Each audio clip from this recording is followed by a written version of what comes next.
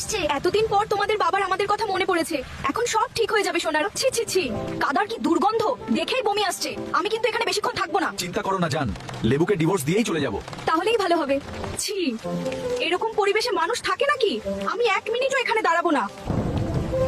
আমি তোমাকে ডিভোর্স দিতে চাই। তুমি আমাদের একা ফেলে গেছো আনারস, এখন আবার ডিভোর্স? আমাদের বাচ্চারা অসুস্থ ছিল, কিন্তু তুমি একবারও খোঁজ নাওনি। এখন তুমি ডিভোর্স নিতে এসেছো? এই নাও ডিভোর্স পেপার। আমি তোমার আর বাচ্চাদের উপর বিরক্ত হয়ে গিয়েছি। তুমি চাইলে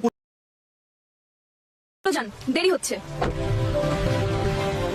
মা, আর কত দূর? আমার খুব ক্লান্ত লাগছে। এই তো চলে এসেছি সোনারা, আর একটু কষ্ট করো। আমরা চলে এসেছি, এখানেই আমাদের নতুন জীবন শুরু হবে। আরে ওটা কি মা? বইটা জ্বলছে। এটা তো একটা জাদুর বই। আনারস তো জানেই না এখানে কত বড় মূল্যবান সম্পদ ফেলে গিয়েছে। বন্ধুরা, তোমরা কি জানতে চাও এর পরে কি হবে? তাহলে কমেন্ট বক্সে পার্ট 2 লিখে যাও, আর বেশি বেশি